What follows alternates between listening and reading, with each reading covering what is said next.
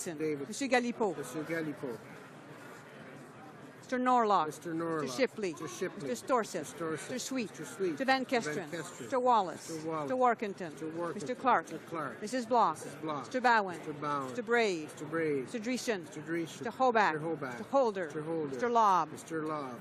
Mr. McColeman. Mr. McColeman. Mrs. O'Neill Gordon. Mr. Mr. Payne. Mr. Payne. Mr. Richards. Mr. Richards. Mr. Shorey. Mr. Shorey. Mr. Weston, West Vancouver, Sunshine Coast, Sea to Sky Country. Mr. Weston, West Vancouver, Sunshine Coast, Sea to Sky Country. Mr. Weston, St. John. Mr. Weston, St. John. Mr. Woodworth. Mr. Woodworth. Mr. Young, Oakville. Mr. Young, Oakville. Mr. Armstrong. Mr. Armstrong. Mr. Sopuck. Mr. Sopuck. Mr. Harris, Caribou, Prince George. Mr. Harris, Caribou, Prince George. Mr. Adler. Mr. Adler. Mr. Albus. Mr. Albus. Mrs. Ambler. Mrs. Ambler. Mr. Aspen. Mr. Aspen. Madame Bateman. Madame Bateman. Mr. Butt. Mr. Butt. Mr. Carmichael. Mr. Carmichael. Mr. Chizu. Mr. Chizu. Mr. Daniel. Mr. Daniel. Mr. Gill. Mr. Gill. Mr. Hayes. Mr. Hayes. Hillier. Mr. Hillier. Ms. James. Ms. James. Mr. Leaf. Mr. Leaf. Mr. Menegakis. Mr. Menegakis. Mr. Tote. Mr. Tote. Mr. Wilkes. Mr. Wilkes. Mr. Rathgaber. Mr. Rathgaber. Ms. Young, Vancouver South. Ms. Young, Vancouver South. Mr. Leeson. Mr. Lizon. Mr. Opitz. Mr. Opitz. Mr. Seaback. Mr. Seaback. Mr. Straw. Mr. Straw. Mr. Trottier. Trottier. Mr. Williamson. Mr. Williamson. Mr. O'Toole. Mr. O'Toole. Ms. Crockett. Ms. Crockett. Mr. Stanton. Mr. Stanton.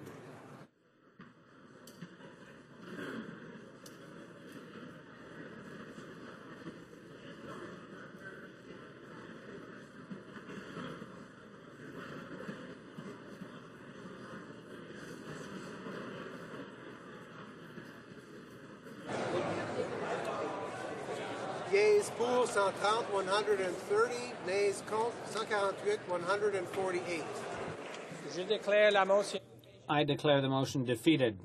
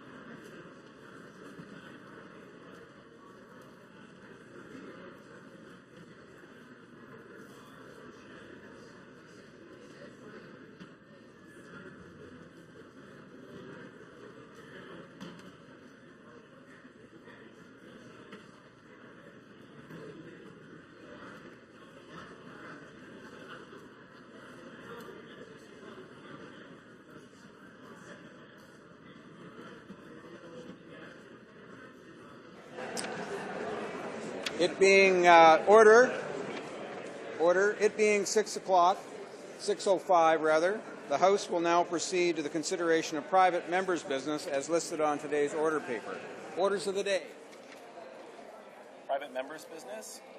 Second reading of Bill C-266, Pope John Paul II Day Act, in the name of Mr. Lizon. Mr. Lizon, seconded by Mr. Opitz, moves that Bill C-266, an act to establish Pope John Paul II Day, be now read a second time and referred to the Standing Committee on Canadian Heritage. Debate. The Honourable Member for Mississauga East, Cooksville. Hear, hear. Hear, hear. Thank you, Mr. Speaker. The bill for which I have just moved a second reading would designate April 2nd as Pope John II Day in Canada, allowing all Canadians the opportunity to reflect on and celebrate a man who took a strong stand on human rights and opened a dialogue between other faiths to promote freedom of religion and speech across the globe. These are values that we as Canadians share. I bring this before you today not only as an opportunity to celebrate a man who did so much for millions of Christian followers around the world, but to celebrate a man who did much more to uphold values that we as Canadians cherish so deeply, values of justice, liberty, and democracy. Pope John Paul II was the third longest reigning pope in history, and at this time he took a strong stand for human rights, democracy, and religious freedom. visiting over 129 countries to carry this message around the world. John Paul II truly humanized the papacy. He was hailed as the people's pope and changed our expectations of the role. He became more accessible to the people and spoke regularly every Wednesday to the faithful. The riding of Mississauga East Cooksville that I represent is diverse in culture and religion. What impresses upon me about the Pope John Paul II is that in course of his papacy, he transcended the boundaries of Catholic faith. He promoted peace and freedom of religion. He chose to see commonalities in our world religions rather than differences, and the characteristics of each that bond and unite us. He once said, instead of marveling at the fact of that Providence allows such a great variety of religions, we should be amazed at the number of common elements found within them. On a visit to Jordan, he pointed out that the three historical monotheistic religions count peace, goodness, and respect for human person among their highest values. Pope John Paul did not believe that religious differences should instigate conflict, but rather they should unite all people in the face of differences that may otherwise divide us. As Canadians, we are proud of our government's effort on this front. We've established the Office of Religious Freedom, adding credence to the fact that Canada is a country where people of all faiths and religions can be free to worship as they choose. Furthermore, our multicultural values encourage Canadians to find our commonalities instead of differences, and to learn and benefit from our varied historical backgrounds. One of Pope John Paul's papal titles was Pontifex Maximus, or Supreme Pontiff, which, when literally translated from Latin language, means Master Bridge Builder. A fitting title, as he has done much to reach out to religious leaders around the world and promote dialogue. He stressed the need for peace and justice in the Middle East, saying, I pray my visit will serve to encourage an increase of interreligious dialogue that will lead Jews, Christians, and Muslims to seek their respective beliefs and, and in the universal brotherhood that unites all members of the human family, the motivation and perseverance to work for the peace and justice they yearn for so deeply. In addition to the respect and admiration he showed to other faiths, he also sought to heal deep historical wounds, making strong statements against anti-Semitism and asking forgiveness from the Jews for the sins committed by the Church. In the year of 2000, he offered a prayer at the Western Wall saying, we are deeply saddened by the behavior of those who in the course of history have caused these children of yours to suffer, and asking your forgiveness, we wish to commit ourselves to genuine brotherhood with the people of the covenant. In 1986, visit to a great synagogue in Rome, the first visit to a synagogue by the Pope, John Paul II declared that each of our religions wishes to be recognized and respected in its own identity beyond any ambiguous appropriation.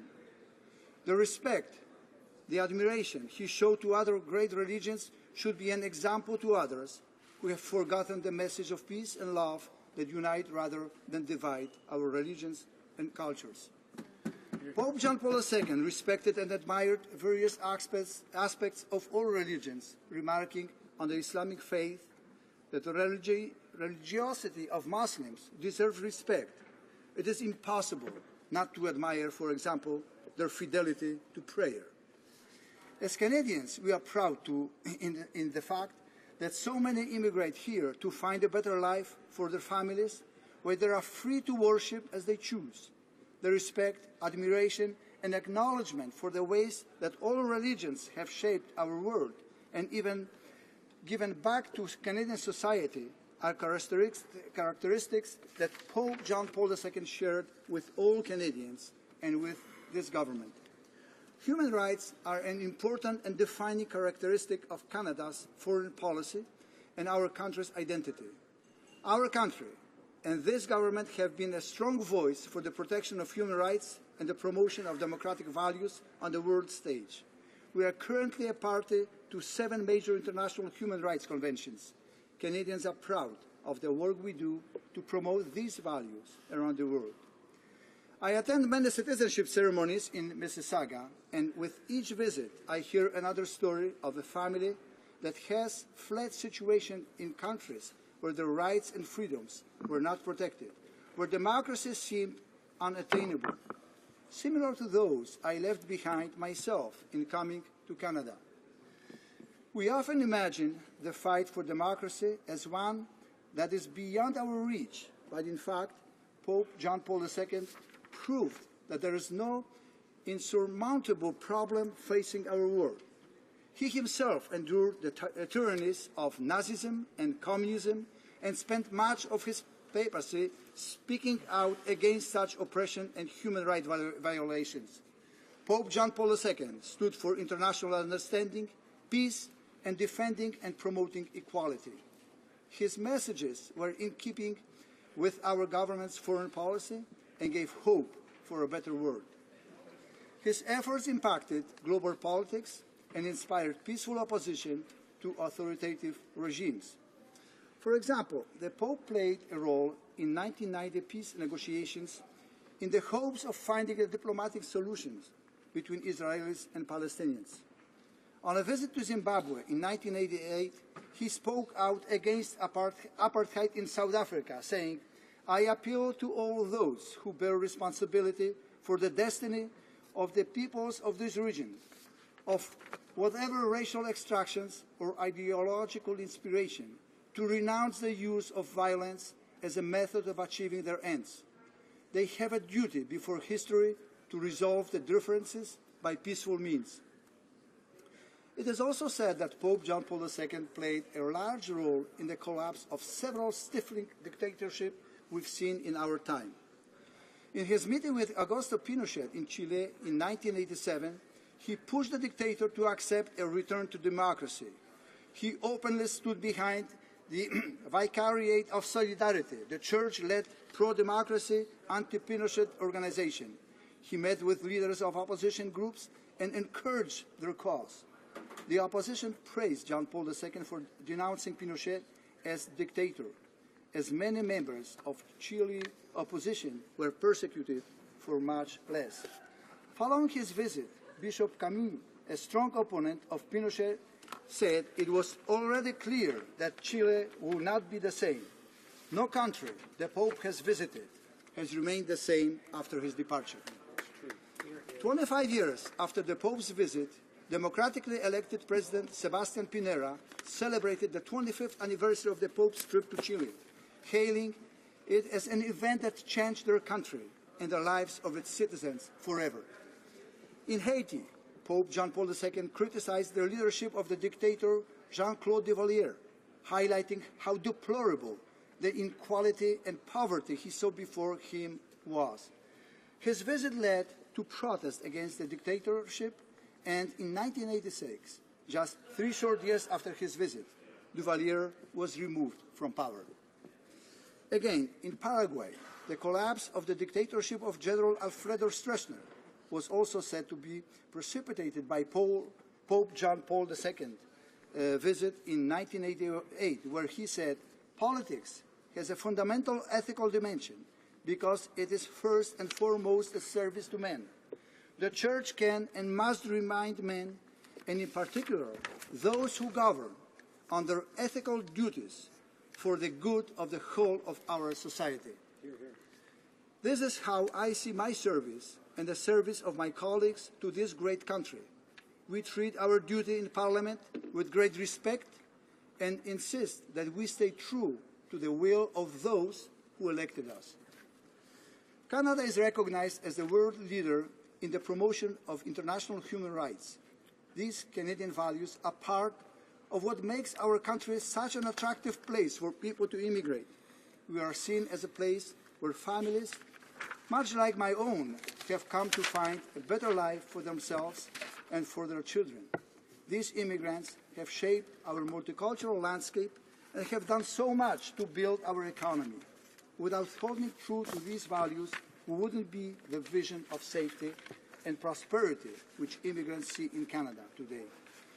As such, we would not have benefited so greatly from what new Canadians have brought to us in helping us to build our great country. Pope John Paul II shared his message of love, peace and tolerance and equality, and is an excellent reminder to all Canadians of our responsibilities internationally and here at home to incorporate these values in our daily lives and respect, appreciate and protect them every chance we get. One of the Pope John Paul II's greatest legacies is in the way he contributed to the fall of communism. He was a man of courage and compassion. He was only 19 when Nazis invaded Poland, and he was forced into manual labor. With so-called Soviet liberation, any opposition to atheistic totalitarian rule would not be tolerated. But this did not stop John Paul II from carrying out the Word of God and spreading values of humanism when he joined priesthood.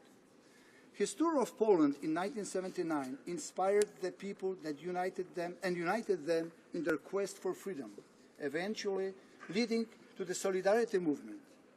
As one man without an army at his back, equipped only with his word, he inspired the nonviolent opposition to communist oppression and tyranny in Poland, leading to its eventual collapse.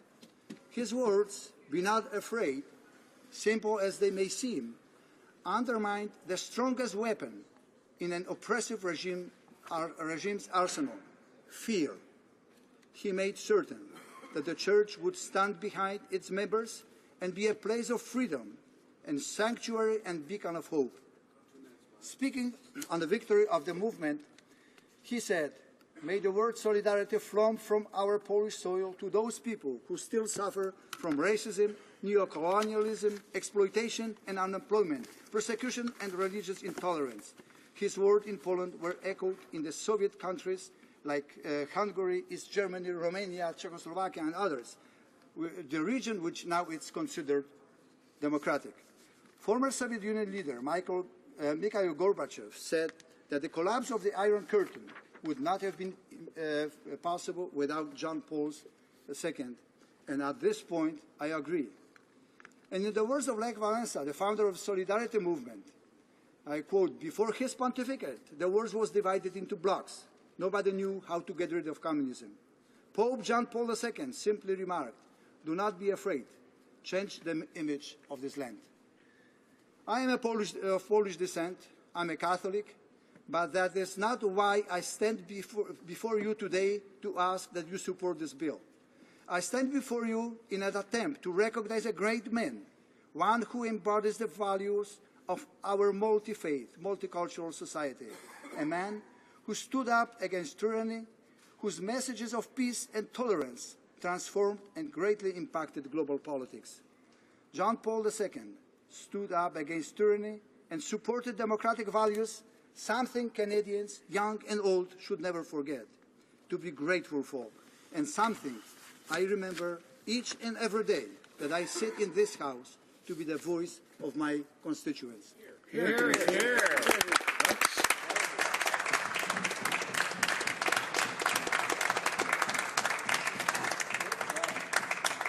Question et commentaire. La députée de Abitibi-Témiscamingue.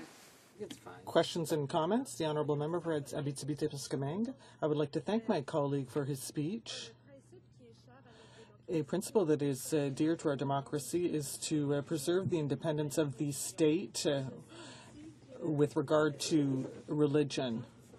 And I know that for people who adopt a religious career, do in total self-denial. They do it because they believe in certain things. They don't want to be recognized. The message that they want to convey is something that they want to be heard and will be handed down for many generations. So I would like to know whether my colleague would find it acceptable, in order to reconcile those two principles, that that day should not be in the name of John Paul II, but rather in honor of some of his principles, for example, the cause that was so dear to him, and in that way that would reconcile the independence of the state with regard to religion, but it would also allow us to underline the cause that was so dear to him and the message he was trying to convey. For Mississauga East Cooksville. Mr. Speaker, I would like to thank my honourable colleague for her question, but I would like to point out that this is not a religious bill. John Paul II was a head of the Catholic Church, but he was a man that reached out to everybody. He was a man that changed, that made the biggest changes in this world for everybody in the recent history. Therefore, it's not only the values he represented, but his courage as a person, his outreach to everybody, regardless of cultural background, religious background, was just outstanding. He embraced everybody. Thank you. Questions, comments? The honourable member for Winnipeg North. Yes, thank you, Mr. Speaker. And I do have a question for the member, and I personally do hope that the bill does go to committee, I must say. Having said that, I recognize as Pope John Paul II in the length of term that he stayed as the head of the Catholic Church from 1978 to 2005, second longest serving Pope, 129 countries in which he had actually visited. And when you think of Canada alone, he's been to Toronto, Montreal, Ottawa, Vancouver, Calgary, and Winnipeg. Mr. Speaker, there's world leaders of iconic nature. And I can make reference to Sikhism, Guru Gobind Singh, to other world leaders like Mahatma Gandhi or Dr. Jose Rizal from the Philippines. And my question to the member is that does he see the value in terms of Canada recognizing these world iconic leaders and in essence, somehow expressing that acknowledgement through recognition? And he has pointed out one of the ways in which that may be done, and this is one of the reasons why I think that personally I don't have any objection of it going to committee. The honourable member for Mississauga East Cooksville. Mr. Speaker, I would like to thank my honourable member for his question, for his comment. And yes, there are many important and significant people in the world. And if we look at John Paul II as a person, not as a head of the church, we have to recognize the huge impact he made on this world, and especially on the part of Europe that was under strict communist regime that many people thought would never end in our time. It's true. It's true. And Mr. Speaker, I can speak to that because I personally experienced this. And I cannot explain. I was at the present during the first visit of the Pope John Paul II to Poland in 1978. And I don't think I fully understood the meaning of his simple words, "Be not afraid." I don't know how it happens that people actually truly lost fear. Fear that was the main tool in the state to control people. This has happened thanks to him. Now we have a free, democratic Europe. We have we've ended a Cold War that lasted for so long. Thank you. Resuming debate, the honourable member for Parkdale High Park.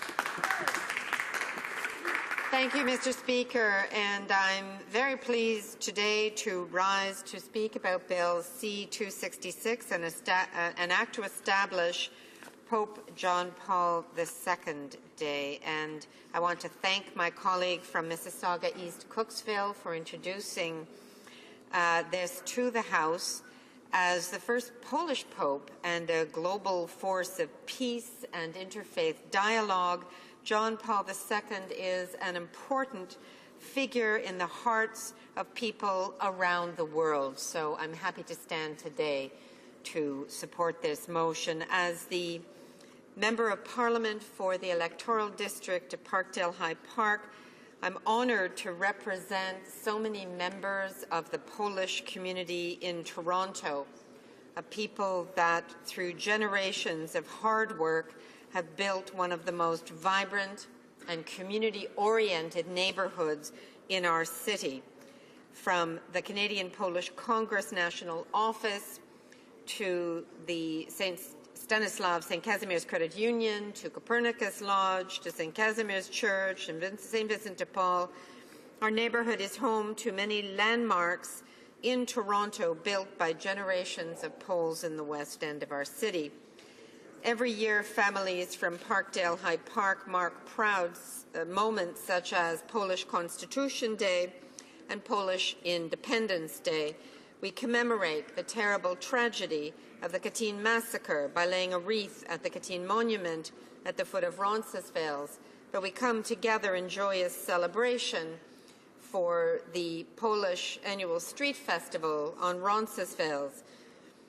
Over the years, these meaningful community events have helped me understand the lasting importance and influence of Pope John Paul II in the lives of the Polish community, but also to respect his global achievements. The Polish community knows intimately the role that Pope John Paul II played in bringing hope and democratic reform to Eastern Europe. Canada's recognition of Pope John Paul II would send a profound signal that Canada stands with global leaders who speak out against oppression.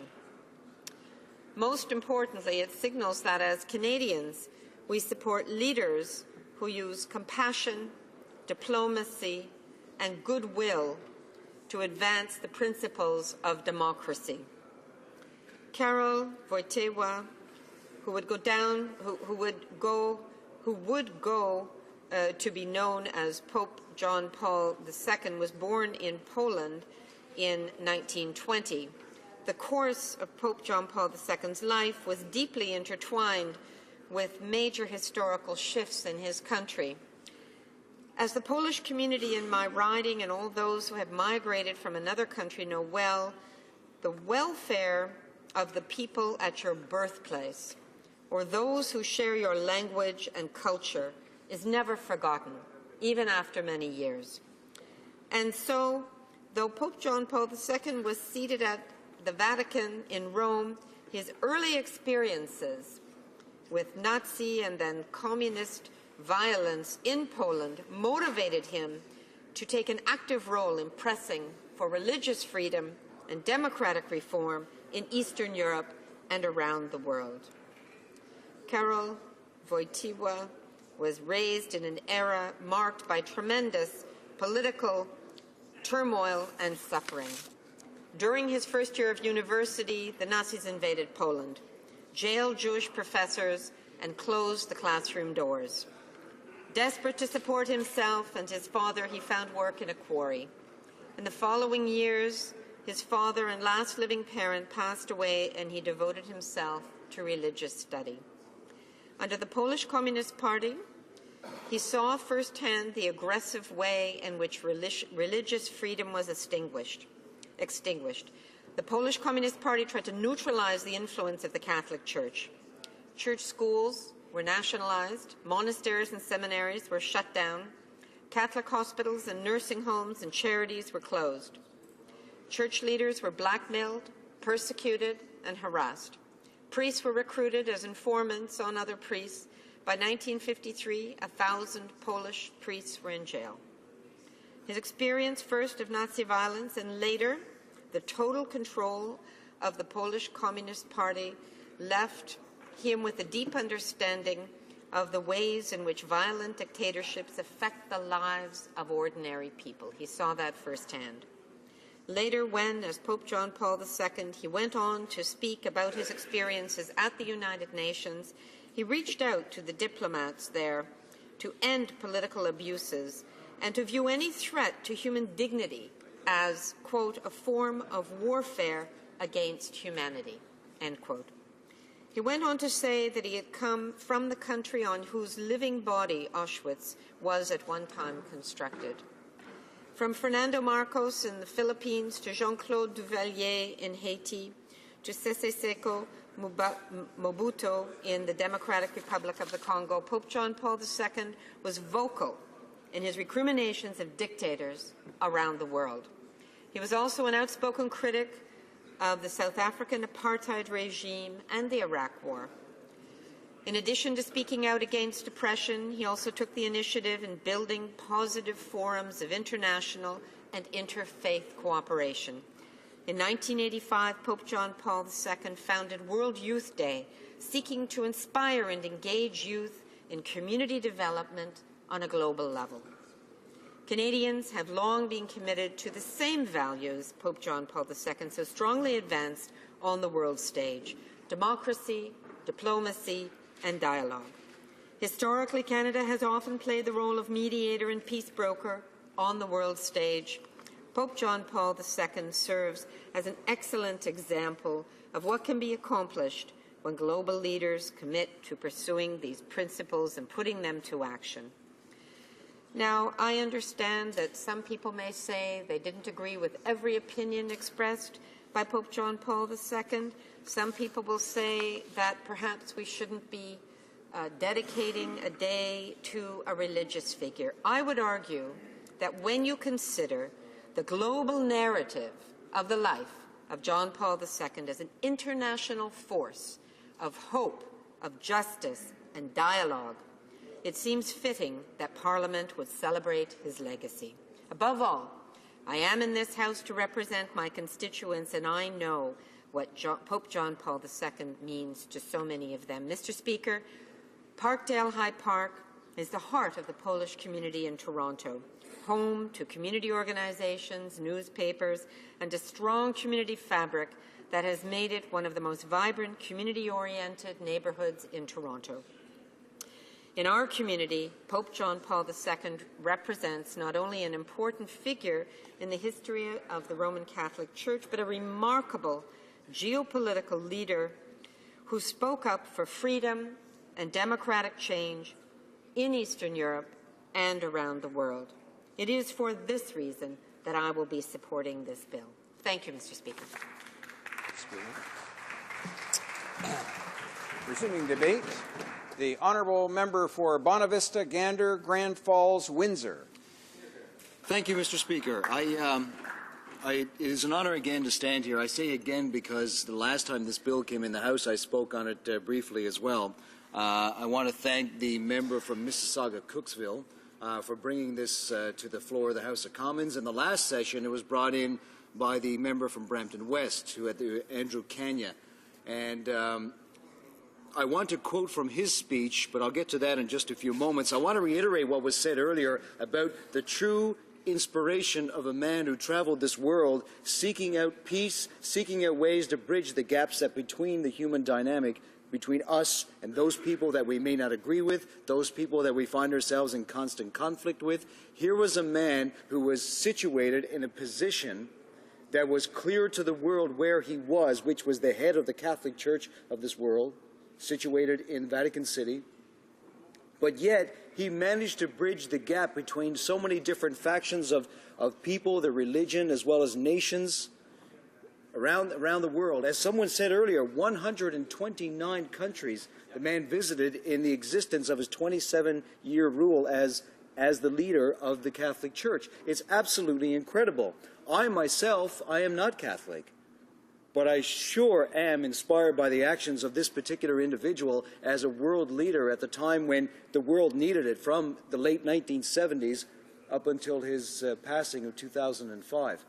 So it is an honor, yes, to be here tonight and to talk about this, and I want to thank those for listening to me, and I want to thank my party for giving me this honor. I will be supporting this particular bill indeed. And I just want to start out by saying that I remember his first words from October 16th, 1978, And he said, "Dear brothers and sisters, we are still grieved after the death of our most beloved John Paul I, and now the eminent cardinals have called a new bishop of Rome.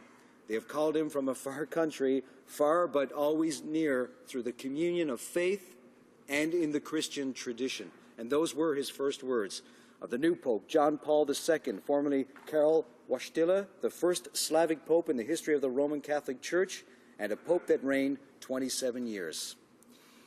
I'm very honored to speak, as I mentioned, to designate this particular day. We have honored other world leaders, including those Christian leaders, religious leaders, such as people like the Dalai Lama and others. And we've also honored great leaders of certain nations. I mean, let's put John Paul II in the category of each and every one of those as a world leader, as a religious leader, a leader of faith, a leader of nations, and of course, a leader in the world of diplomacy, which is a huge, huge thing to do over his 27 years. Some credit him with the fall of communism. But his roots were within the Polish community, within Poland itself, and that put him in a very distinct position of understanding through the years of growing up in Poland. Here are a couple of things that Canadian journalists had to say after the passing of Pope John Paul II. Canadian reporter Eric Margolis described going into the Central Committee headquarters in Moscow after the election of John Paul II. Here's what he described. He says he was the first journalist inside the KGB headquarters in 1990. The generals told him at that time the Vatican and the Pope, above all, was regarded as their #1 most dangerous enemy in the world, the communist government of that day. And he is one of the architects of the defeat of communism. There is no doubt about it. He must be remembered not only for his religious ties and role, but for his worldwide historical influence. In terms of his role in the fall of communism, I mentioned one reporter. Here's another one from James Carroll. He is not only a writer, but a former priest himself. And he says, "What is the greatest, most unexpected event of the 20th century?" He says, "Isn't it that the Soviet Empire was brought down non-violent way of bringing down one of the largest empire this world has ever seen, and that is the Soviet Empire." And then he goes on to say, "Isn't it John Paul II's story part of that?" And I would say it's a big part of that, because what came from that was his desire to see that impoverished people were able to fulfill dreams, to fulfill the dream of feeding their own families, fulfill the dream of worshiping as they so choose to do. And he became such a large part of the world dialogue over peace that everywhere he went, the world attention followed him, because they knew that he was the type of individual to make sure that he would bridge the gulf between warring factions, those who conflicted with each other. And that is the big reason why we're here today, to honor a man. It's not just a national honor, but it is an international honor here in this national forum. As I said earlier, the Soviet Union did fall without one bullet being fired, but John Paul's 1979 trip to Poland is described as the, quote, "the fulcrum of revolution," which led to the collapse of communism. That's how Timothy Ash put it. He says, "Without the Pope, no solidarity. Without solidarity, no Gorbachev. Without Gorbachev, no fall of communism." In fact, Michael Gorbachev himself said, quote, "It would have been impossible without the Pope." He credits Pope John Paul II for being the key factor in the fall of the Soviet Union. Now, there is another major accomplishment of John Paul II. Nobody will agree with everything that any leader ever does, of course, which is to be expected, but he did bridge the divide between Roman Catholic Church and other religions, as I mentioned earlier. In October 2003, the Anti-Defamation League issued a statement congratulating Pope John Paul II on entering his 25th year of the papacy and essentially complimenting him for his role in bridging the divide between the Jewish faith and the Roman Catholic Church. Immediately after John Paul II's death, the same Anti-Defamation League issued a statement that Pope John Paul II had revolutionized Catholic-Jewish relations, saying that, quote, "more change for the better took place in his 27-year papacy than in the nearly 2,000 years before." What a statement to say for the Anti-Defamation League. He accomplished in 27 years what could not be accomplished to that extent in 2,000 years prior to that. Other examples of his attempts to bridge with other faith communities. In terms of his Muslim community, Pope John Paul himself, when he was in Casablanca on August 19, 1985, during his journey to Morocco, said, quote, "Christians and Muslims, we have many things in common as believers and as human beings. We live in the same world, marked by many signs of hope, but also by multiple signs of anguish. For us, Abraham is a very model of faith in God, of submission to his will, and of confidence in his goodness. We believe in the same God, the one God, the living God, the God who created the world and brings his creatures to their perfection." He reached out to the Muslim community once again, 1986. He also said that the Jewish religion is not extrinsic to us, but in a certain way is intrinsic to our own religion. With Judaism, therefore, we have a relationship which we do not have with any other religion. You are our dearly beloved brothers. In a certain way, it could be said that you are our older brothers. Amazing compliment for a man. And it took, let's face it, it took he was extremely brave to be saying these things. No other pope had said this prior to this. This was a man who had obviously sincere in his beliefs in the church and the Roman Catholic faith, but he was so sincere in his attempts to bridge the gulf between what conflicts us that he was willing to put himself on the line to say these things. It was controversial at the time. I remember when it happened in the mid-'80s. Just as a personal story, speaking of which, I come from Newfoundland and Labrador, the little island of Newfoundland. The Pope visited the little island of Newfoundland. And with it came an incredible sense of patriotism in our own province. We could not get over the fact. Catholics, Protestants, Muslims, Jews who lived in Newfoundland all said this: we cannot believe the Pope is actually coming to our little piece of the earth. This little corner of the earth. We called our own in the North Atlantic. The weather's not great. And I'm sure the Pope did experience that. But we were so proud to have this man of such great international historical significance was there. Why? Because he wanted to be there. Because he wanted to spread the word. He wanted to take this word that he had from the Word of God and bring it around the world. A word of God, yes, but peace and love and happiness. An incredible honor. This is just a mild gesture that we can make in this House to have this particular bill passed. I would like to quote from my former colleague, Andrew Kanya, who spoke eloquently when he brought this bill to the House. And he said many things about how the Pope would travel the world, as I mentioned earlier, and how he tried to bridge the gap between other religions. He said, "This was a Pope who will go down in history as not only one of the greatest popes, but one of the greatest world leaders. Somebody who did try to reach out to different communities, different religions, and show respect. He did not go around saying that the Roman Catholic Church was right and other religions were wrong. He went around saying, let us work together and try to be good, help and respect one another, and show love and compassion. A love and compassion that we still feel to this day as if he was still with us. And in many respects, Mr. Speaker, he is still with us, and that's one of the chief reasons why we should pass this legislation. Thank you very much. Resuming debate, the Honourable Member for Etobicoke Centre.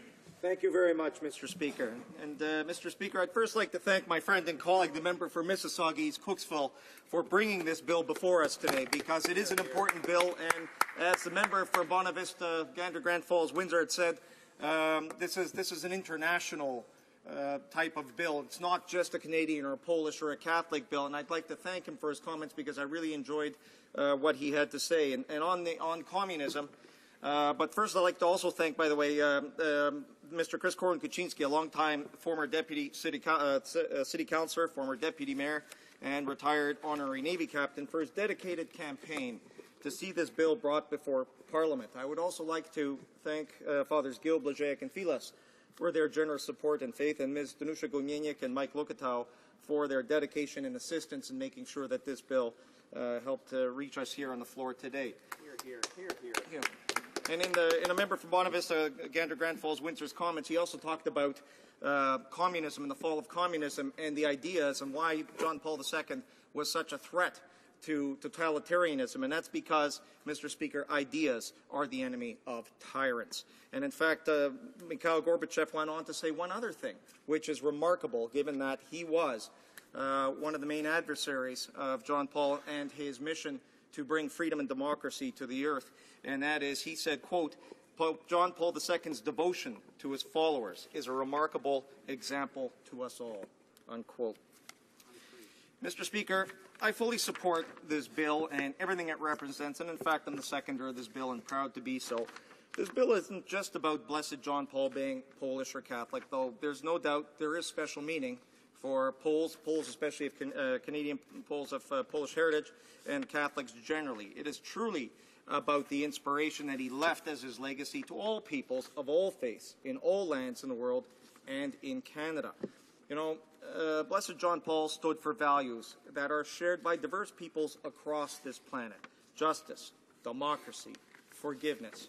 John Paul II held the value that all people are equal and should be free to practice whatever religion that they choose, no matter where they are in this world. And these values are not only Christian values, but they are shared by many, many religions around the world. And for Canadians, he practiced the values of freedom, democracy, and human rights the world over, and promoted that everywhere he went, Mr. Speaker. He wasn't just solely focused on a Catholic Church, but was also influential, as we've already discussed, on the world stage, building bridges between all faiths. And it was already remarked that when he visited Israel, he addressed them as my older brothers. That is absolutely significant and historic.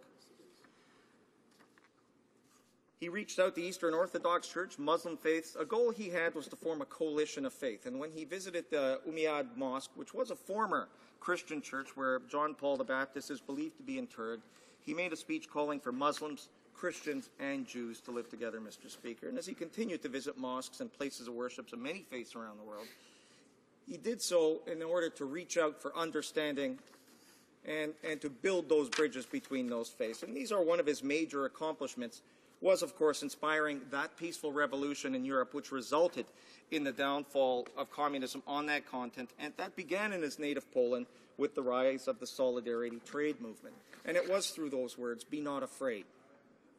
Those were meaningful and impactful words. His uplifting words resulted in the human rights and freedom being brought to Poland and subsequently to now all former Iron Curtain countries that made up the Soviet bloc. He did this not with a sword, not with a rifle, but by using words and by using ideas, which again were the enemy of the tyrant.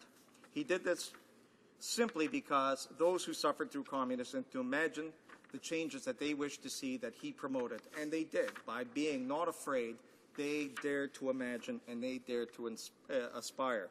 And it inspired those who had lost hope that they would never see political freedom in their lands, and they found hope. And through solidarity and through history will tell you what happened later on, communism fell. He had close ties with Canada. He made separate visits here. In fact, he actually went to the Arctic in 1987, just that visit, Mr. Speaker, because he had promised to go there, wasn't able to do it on a previous visit, and made a special attempt to do that and had succeeded. Now, Mr. Speaker, there's a special meaning to the Pope for me. He's actually only 20 days difference in age from my dad. My dad will be 93 in April, and in April 2nd, in fact. And you know, I see the two of them. They had very similar histories in Poland. Both of them were 19 when the war began. My father obviously subsequently became a soldier, and John Paul followed his faith, and that was very important. But in 2002, the military did a very special thing for me, Mr. Speaker. They allowed me, as part of a 4-person military team, to assist World Youth Days for almost an entire year in helping to plan World Youth Days and bring 800,000 people to Canada. And this is a post-9/11 world as well. And you could see that all the children or all the youth of the world came, and they weren't just Catholic, Mr. Speaker. They were of all different faiths, and it was huge. It was important to see the numbers of different faiths that came here. Now, as a Canadian soldier at the time of Polish immigrant parents from the Parkdale area of Toronto and St. Casimir's Polish Catholic parish, this was a massive honor for me personally. and a huge responsibility to get it right and ensure that those close to 1 million people from around the world who could arrive here and celebrate that with Pope John Paul II were able to do so safely and to be able to celebrate with all the other youth of the world. And the atmosphere, Mr. Speaker, was absolutely electric. To have the honor of being so close to the Pope, as close in fact I am as to the member for Brampton West right now many times, it was something that was inspiring to be able to talk to him, to be able to hold his hand, to be able to have that conversation with him. In fact, in Polish was something that was inspiring to me. And the kids that he was able to inspire. The motto, and what the church often says, what the Pope often said was, you are the salt and you are the light. And he referred to the youth as being those. And they reacted to those. And be not afraid was something that he repeated quite frequently on the stage. And what he said to them is, quote, "You are young and a Pope is old. 82 or 83 years of life is not the same as 22 or 23. But the Pope still fully identifies with your hopes and aspirations. I have seen enough evidence to be unshakably convinced that no difficulty, no fear is so great that it can completely suffocate the hope that springs eternal in the hearts of the young. You are our hope. The young are our hope." Unquote. It should be noted, Mr. Speaker, that the Canadian World Youth Day was the last one that he attended. And he was the originator of World Youth Days, which does happen every year in Rome, but every 4 years in a different country around the world. And having stood mere feet from His Holiness at that time, I could see his courage. I can see the incredible suffering in his eyes because he was so pushed down by the serious illness that he had. Right, Mr. Speaker, that he had. That it was important that all of the members know that he lived his life as he spoke it. He showed nothing but courage by sitting there, by suffering as he did, to make sure that he came to Toronto, to make sure that he came here for the youth, to make sure that he inspired those young people was absolutely monumental. And Mr. Speaker, I came away absolutely inspired having met Papa. Mr. Speaker, the Pope was a brilliant man who reached out to millions of people beyond the borders of the Church. By supporting this bill, we show all Canadians that we have not forgotten this great man and honor those values that he inspired in us all. He was a man who traveled with a staff in his hand and wore the shoes of the fisherman. He was a man who brought hope, peace, and comfort to so many all around the world. He was a man who, with his words, through his deeds, and with his faith, Mr. Speaker, brought us all together with his message of hope.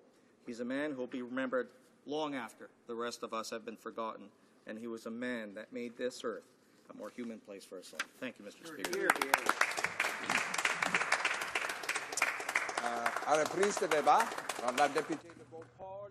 Resuming debate, the Honourable Member for Beauport-Limoilou. Thank you, Mr. Speaker.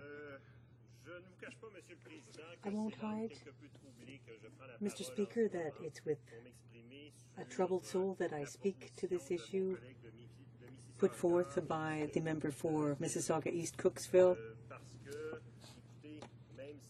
because while I have for a long time admired Pope John Paul II as a member for Beauport-Limoilou, I will be speaking against the idea of establishing a day dedicated to him. And I'll explain what I mean, Mr. Speaker. As someone who is a Roman Catholic, a believer, I try to follow the example of Christ. And that is something that we've seen in the life of His Holiness. And I'd like to quote something right before I go on. I didn't bring peace to the earth, nor division. Now, if I allow myself to quote Christ in this chamber, it's because His Holiness Pope John Paul II came to Canada when I was 17. It was an extraordinary time.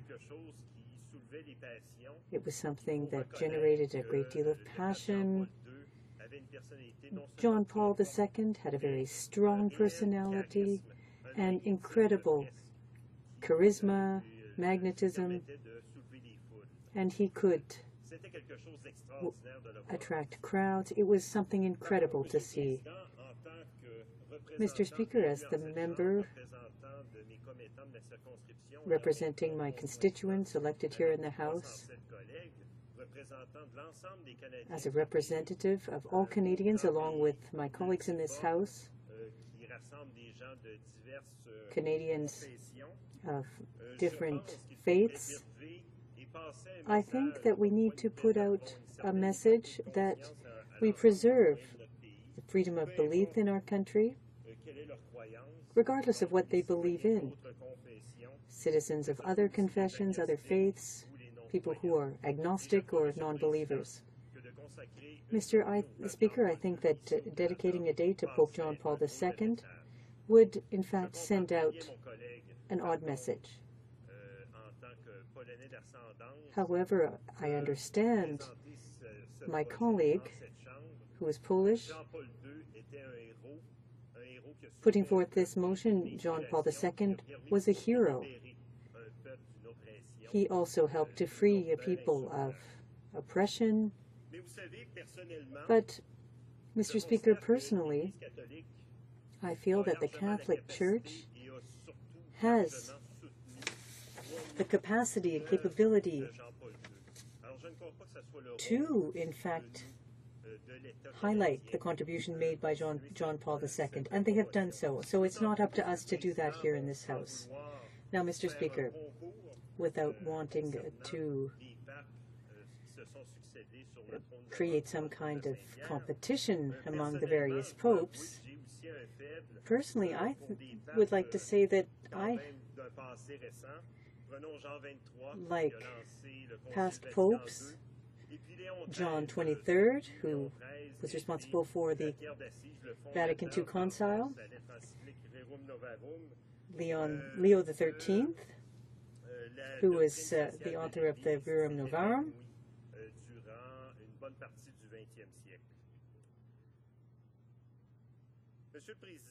Mr. Speaker, you have to understand that this whole issue troubles me. But I must say as well that I've read a number of the encyclical letters written by Jean Paul II, and at one point I had to defend some of the Pope's positions in discussions with friends and colleagues. It's not that the positions were controversial, but in Quebec they were controversial at the time. And I remember just how much of a division there was when I looked at the positions taken by theologians from the University of Laval, who rose up in opposition to proposals put forth by His Holiness with respect to contraception, among other things, and which had a host of consequences. But I don't want to focus on that, Mr. Speaker, but those debates took place. Thank you, Mr. Speaker, for telling me how much time I have left. And nor do I want to remember troubling aspects. No, he has done a great deal of very good work, His Holiness. Personally, as I said earlier, I don't believe that it's the role of a state to acknowledge one pope or another in the history of the Catholic faith. And quickly, in support of my position, I'd like to mention two other popes I admire. John the 23rd, who was responsible for the Vatican Concile,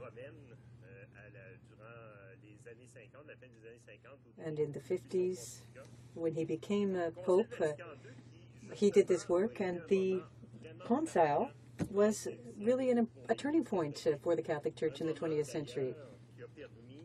It was a time that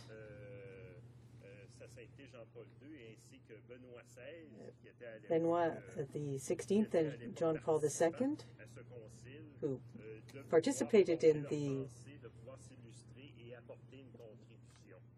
the event. We're there to make a contribution. But what I would like to emphasize here, and I'd like to say a few words about the Pope I admire the most, Leo XIII, who was the author of the Rerum Novarum. It dates back over 120 years. And the Rerum Novarum was also a turning point for the Catholic Church at the time.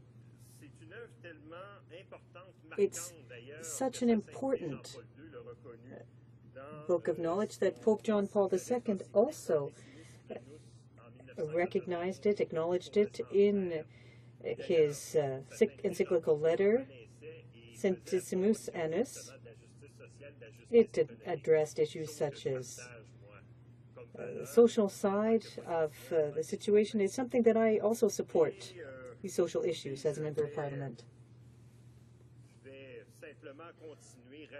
And I'll simply say a few more words about the important document in the social doctrine of the Church. It dealt with important issues such as human dignity. And that was something that started in the 20th century with the encyclical letter. It also dealt with the common good. That we're all part of a larger community of the human species, and that we need to think about our brothers and sisters. And as Christ said, we are all responsible for our brothers and sisters in society. Also, the fact that all human beings in our society make a contribution to it. Something that can't be challenged. And finally, solidarity.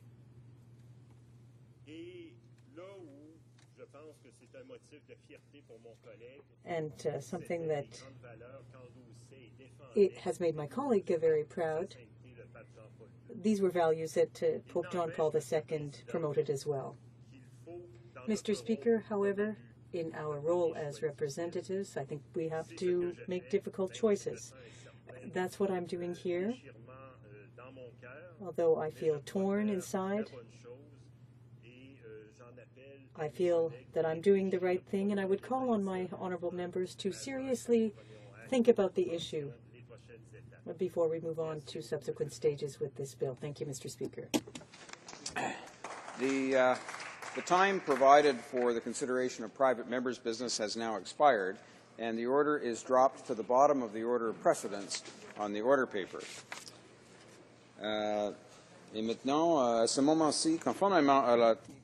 At this time, pursuant to Standing Order 38.1, a motion to adjourn the House is deemed to have been put.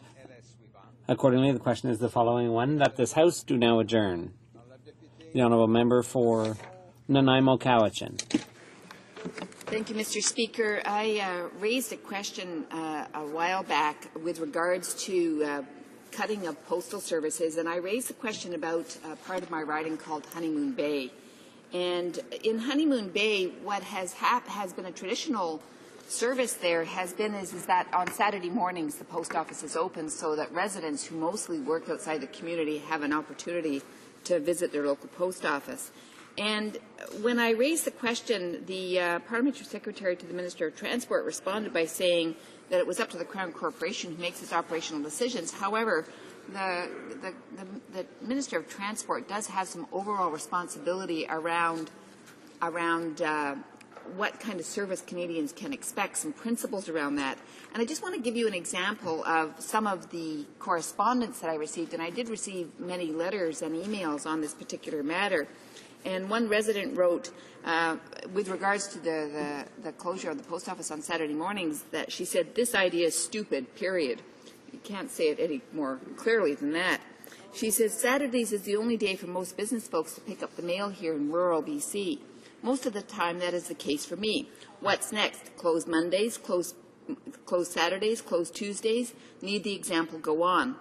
And, you know, she went on to write about a number of other issues in the email. But, Mr. Speaker, the point is that for many rural residents, Honeymoon Bay is a really good example of a community where the forestry sector has been really hard hit. And, in fact, one of the mills closed down a number of years ago, taking a significant number of good jobs out of a place called Yubo. But many of the residents in Honeymoon Bay worked in Yubo. And so people have now are having to drive 40, 50 kilometers out of their community to work, and often they're leaving early in the morning and coming home late at night. So Saturday mornings was an opportunity for them to actually go to the post office and do whatever they needed to do. Now, we wrote a letter to the minister, and in that letter to the minister, we indicated a number of our constituents have voiced opposition to the plan to remove the customer service hours on Saturday and consequently reduce the postal service to the community. For some people, Saturday is the only day that they have available to do postal business. This is especially true for the Honeymoon Bay Post Office that is open only until 3 p.m. On weekdays. Cuts to Canada Post weaken the ability of Canadians to receive quality public service. When the government cuts the working hours of the country's rural post office, it harms the people and the local businesses that deal with Canada Post, thus hurting the regional economy. As my colleague, the member from Vaudreuil-Soulanges, said, the post office in rural communities is an institution. It is something that links the communities together. We can talk about modernization schemes, but the fact remains that people in rural communities love their post office. Now, Mr. Speaker, there is a charter. The Canada Post has a charter, and one of the elements in the charter is that they will consult. Now, it's to do specifically with closures, but when you're having a serious change in services, you would think that Canada Post would actually go out and consult with the community. So my question to the Parliamentary Secretary is in this case, did the Canada Post go and consult with community members in Honeymoon Bay and businesses in Honeymoon Bay? Thank you, Mr. Speaker. Honourable Parliamentary Secretary to the Minister of Transport, Infrastructure and Communities. Thank you for that resounding one-man applause. I appreciate it very much. And I thank the member across for her question. The question of Canada Post is of great importance to me. I have a mixed constituency of suburban and rural residents who value the mail service, though they are increasingly part of the worldwide trend towards electronic forms of communication.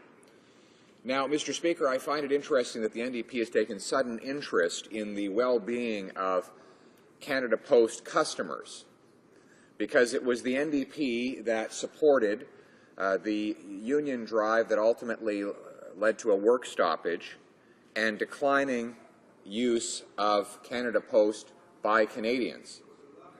Now, we have in that corporation one of the most radical unions in the entire country, a union which, at a time when the corporation is losing money and forced to make difficult decisions, demands that it have funds from the corporation, which is owned by the Canadian people, to travel down to a Brazilian beach town and attend a conference that, among other things, promoted the release of a convicted and confessed murderer in the Middle East. I don't know what the link is between a conference in Brazil on liberating Middle Eastern confessed murderers and the services that the Canadian people receive in their mailbox.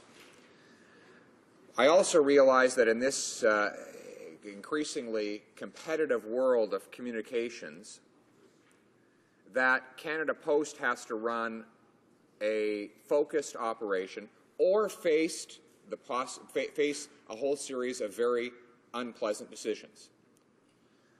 And that is exactly what we have to demand of the corporation if we want it to be viable and if we want to avoid it imposing major costs on Canadian taxpayers who are its owners.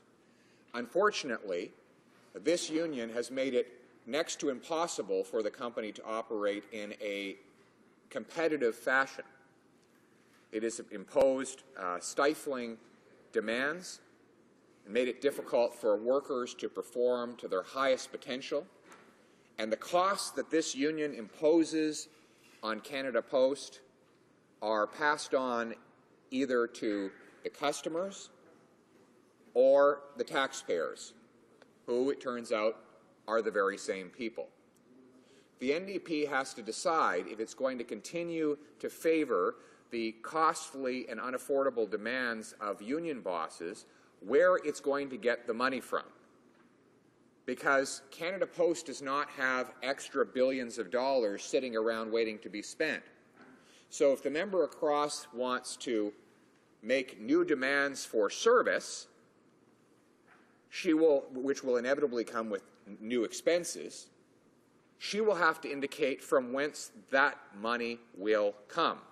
Will taxpayers need to pay a bigger subsidy through higher taxes? Will customers be forced to pay higher fees for stamps? Will Canadians who use the Postal Service have to make some other sacrifice?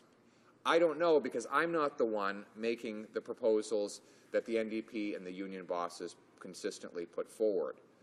My view is that we need a competitive postal system that operates within its means and respects the workers who do the job, the taxpayers who own the company, and the customers for whom the service has always been intended. The honourable member for Nanaimo-Cowichan. Well, Mr. Speaker, to be absolutely clear, this is not a new demand for a new service. This is an existing service that, under this government, is being cut from the residents of Honeymoon Bay. And I'm sure the many unionized workers in my riding will be very interested on this member's perspective on unions. It's so typical of this member in particular, Mr. Speaker, and this government, that it actually refuses to deal with the issues. What I asked this member was, the services are being cut in the Honeymoon Bay Post Office, the services that have been in place for a number of years, and under the Canada Post Charter, they have made a commitment to Canadians from coast to coast to coast that they would consult with community members and businesses before they alter the services, before they cut services. So, Mr. Speaker, it's a very simple question. Did Canada Post consult with Honeymoon Bay residents and businesses before they cut the services? Yes or no? Parliamentary Secretary to the Minister of Transport. Mr. Speaker, of course, we always consult as a government, but what I don't understand is why the member had to make it all about unions. It shows, once again, the obsession that the NDP has with the narrow agenda of union bosses. She talks about union workers. Unionized workers in this country expect their union bosses to be transparent, and those workers are increasingly calling upon calling for the right to make their own decisions rather than to be susceptible to forced unionization. And the costs of union boss demands are becoming increasingly clear. We have to face that fact, and it's time for the NDP to join with us in standing up for taxpayers, workers, and Canada Post customers, because those are the people that we are supposed to be serving here. Thank you. The honourable member for Vancouver-Kingsway. Mr. Speaker, I'm pleased to rise again tonight to address the Foreign Investment Protection and Promotion Agreement, or FIPA, that this government recently concluded with China but has not yet put into place. I will start by reiterating the New Democrats' commitment to working with Canadian businesses and labour and our international trade partners to expand trade and investment opportunities around the world. The Canadian economy and Canadians' jobs rely on trade, and our businesses benefit from foreign investment. Of course, China is a big part of that trading dynamic. They are the second largest economy in the world. They're an ascending economy, and there is a profound connection between our two countries. In my riding of Vancouver-Kingsway, nearly half of my constituents are either immigrants from China or have Chinese heritage. And this connection is what brings both cultural and economic vibrancy to my community and to our country.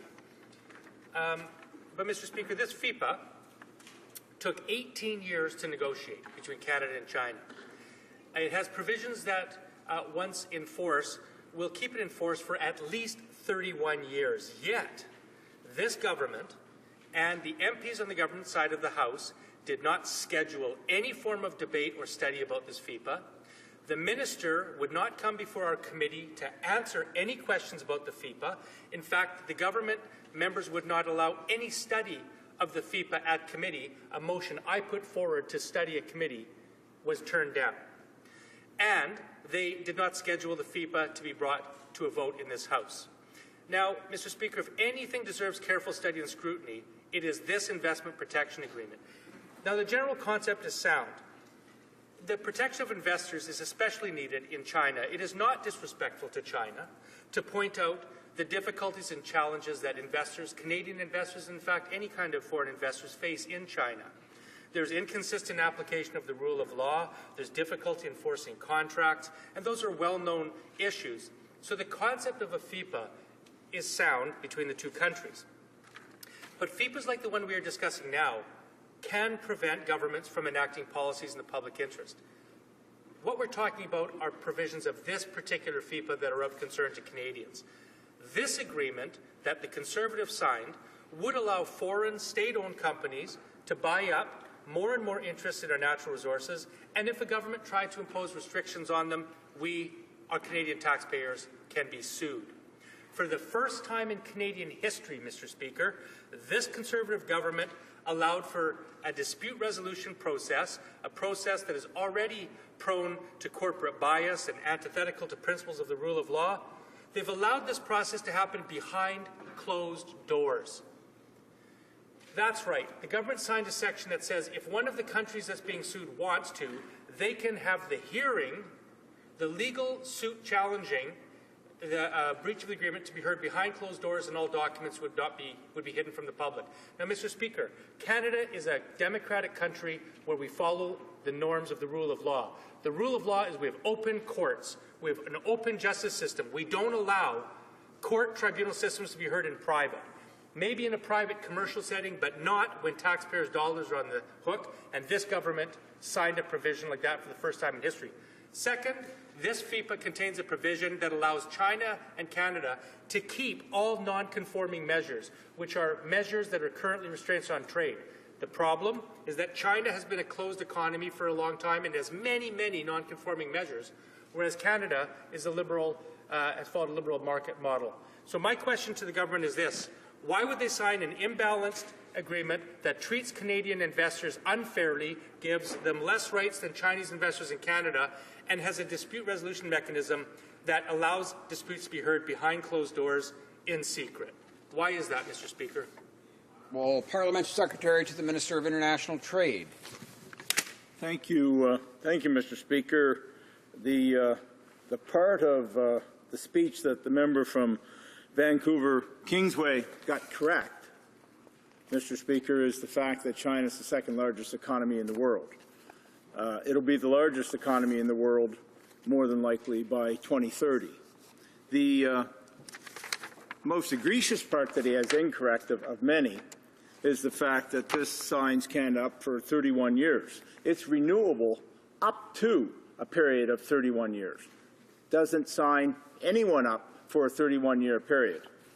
The other issue that quite frankly is incorrect is the idea that it prevents Canada from enacting legislation or public policy to benefit Canadians. That's absolutely incorrect. Mr. Speaker, here's the issue, and I'm going to try to sum it up. I know we have limited time, but it's an important issue, and I want to take some time to discuss it.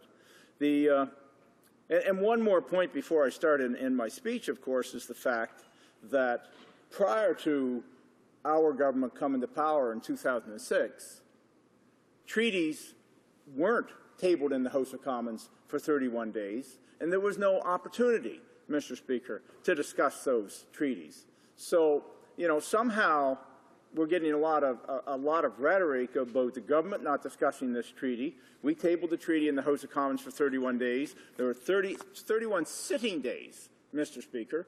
So it was 31 sitting days, 31 opportunities, numerous opportunities for any of the opposition to discuss this treaty if they wish to. The reality is they really don't want the bright light of the sun to shine on this treaty because it'll refute the accusations they're making against it. You know, listen, trade's part of the powerful engine that drives the Canadian economy.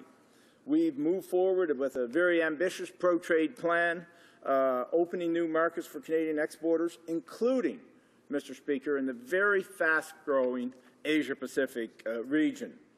We've moved aggressively, expanding commercial relations in the regions to create jobs and economic benefits. And those economic benefits and opportunities are tremendous. Asia-Pacific countries represent huge markets with economic growth rates 2 to 3 times the global average. So we're creating the right conditions here at home for Canadian businesses and exporters to compete and succeed internationally. An important part of that equation, Mr. Speaker, is ensuring that two-way trade and investment between Canada and other countries, including China, take place in a stable and secure manner. That's why, Mr. Speaker, we signed over 24 foreign investment promotion and protection agreements with key trade and investment partners, including China, the world's second-largest economy, as we mentioned earlier. And you know, let's be clear. What happens if we don't sign these agreements? Then we are working in a system without clear rules, without parameters, and without clear guidelines. It's important to note, Mr. Speaker, that as a result of this agreement, Canadian investors in China will no longer have to rely on the Chinese legal system to have investment disputes resolved. And let me be clear. This agreement will give Canadian investors in China the same types of protections that foreign investors have long had in Canada. So I have to ask the member opposite, why would he deny Canadian investors the same benefits abroad that foreign investors have in Canada? The honourable member for Vancouver Kingsway. Well, Mr. Speaker, here are some facts. This agreement is in force for 15 years, and even if this government does not renew the agreement, and cancels it, the provisions of this agreement mean that it will stay in force for a further 15 years after that, and that member well knows that. So this agreement, even if you cancel it, is in force for a minimum of 30 years plus the 1 year, and that's a fact. Second of all, you know, I put a motion before the Trade Committee to study FIPA. Now, like this Conservative government is fond of doing, they went behind closed doors and in secret, so I'm not at liberty to tell you how anybody voted. But what I can tell you, Mr. Speaker, is when we came out of that meeting, my motion was denied. So when this government tries to tell the Canadian public that they want to shine the light on this agreement, that is belied by the facts. They refuse to study this FIPA and bring stakeholders, Canadians, and investors to our committee where we could actually study this agreement to see if it's a good deal. And the reason the Conservatives were afraid to do that is because they know it's a bad deal, because they know Canadians would not accept a deal that allows China to go behind closed doors to hear disputes in private. And they wouldn't sign a deal that gives Canadian investors less equal treatment than Chinese investors. So my question to this member is, why won't the government agree to study this deal when it has such important ramifications, will be in force for a minimum 31 years? Why won't they allow the Trade Committee to study this? Answer that direct question for Canadians. Honourable Parliamentary Secretary.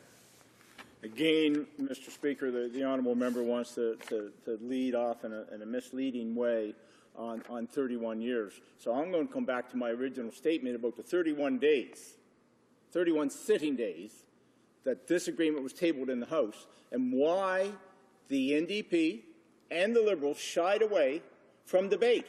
They had ample opportunity to debate this. They wanted to draw this out and make something more of it than it actually was, and that ruse simply did not work. So as I've said before, Mr. Speaker, our government has signed this agreement to help protect the interest of Canadian investors, particularly Canadian investors in China.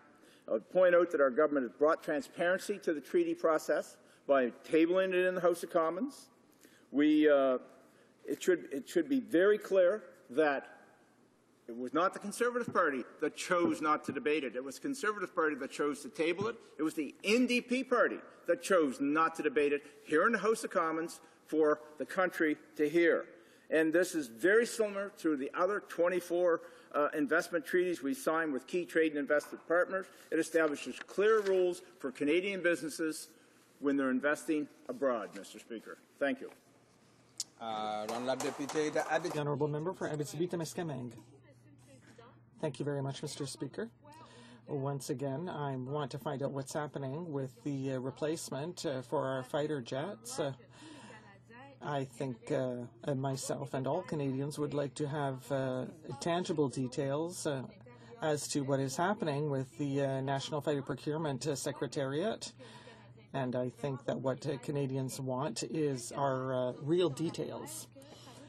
We've heard in the media that Public Works is thinking of procuring an alternative to an F-35 to replace our CF-18s. I think the government has finally realized that there have been delays and major problems with the production of this aircraft, and that they may have to act now to avoid having an aging fleet with no replacement in sight. It's becoming more and more critical. For months and even years, it has been repeated that the government should have a plan B because its plan A seems not to hold water or have major problems. There are many participating countries who have withdrawn from the program, and other people have hit the pause button on their military procurement strategy. Other people have downgraded their orders, and the government pretended that all was well, and it said so openly and shamelessly in this House. For many months, the program has just been a farce, and when myself and my colleagues said this was a fiasco, this is what the minister answered. The member is unable to overcome the false statements, misinformation, misleading statements, and all the minister's statements on the F-35 turned out to be misinformation themselves. No one on the government side has ever apologized for having misled Canadians, for having misled this House for over 6 years now. The Conservatives have shown us point by point, step by step, what should not be done with regard to military procurement. They did not hold a call for tenders. They did not offer any formal guarantee of regional industrial and regional benefits. They had enormous cost overruns, and no one has yet assumed the responsibility for all this. The report tabled in December showcased the Conservatives' mismanagement, as had the Parliamentary Budget Officer, the Auditor General, and the NDP, who stood up for months and months to say so. However, not long ago, the National Defence Minister insisted that the total cost for the procurement of these aircraft would be $9 billion, and those who said the opposite were just inventing numbers. The Conservatives said that they didn't need a bidding process because the F-35 was the only possible replacement. Now we know that the costs of the F-35s have ballooned, and the Conservatives are stuck with this because they chose a sole source procurement. Their cost estimates were misleading and erroneous, so my question is simple. How many misinformation and misstatements are still in the minister's files? And also, Mr. Speaker, I would like to know whether the parliamentary secretary can give us real details about where we are at with the National Fighter Procurement Secretariat. Have they visited replacement plants? Have they discussed any alternatives? So if you could give us some concrete details, I'm sure all Canadians would be happy to learn them. The Honourable Parliamentary Secretary to the Minister of National Defence. Thank you, Mr. Speaker, and I think that my honourable colleague knows full well that we would never mislead her. So everything I have to say tonight reflects the reality and the truth about what we were doing to replace our CF-18s for the Royal Canadian Air Force. And the story is already well known across the country. This replacement program began in spring 2012 with the Auditor General's report. Gave a detailed report. It's been discussed in this place.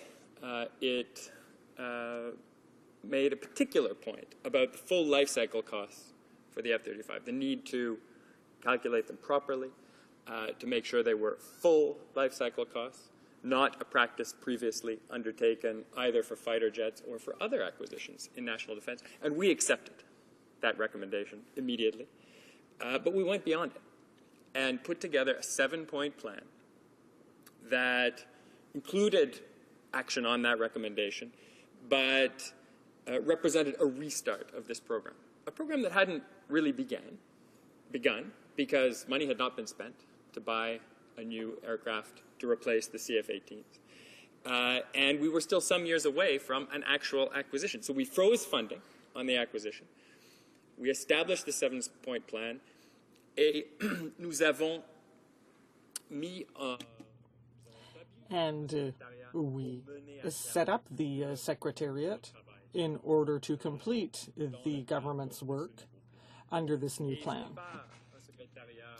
And it is not just any secretariat with any old employees. It is a blue ribbon panel led by a number of ministers and with a governance committee that is in the hands of well-renowned deputy ministers of the Public Service of Canada, and which resembles, to a certain extent, the secretariat that was appointed to replace our military ships. Mr. Speaker, the work done already by the Secretariat has borne fruit.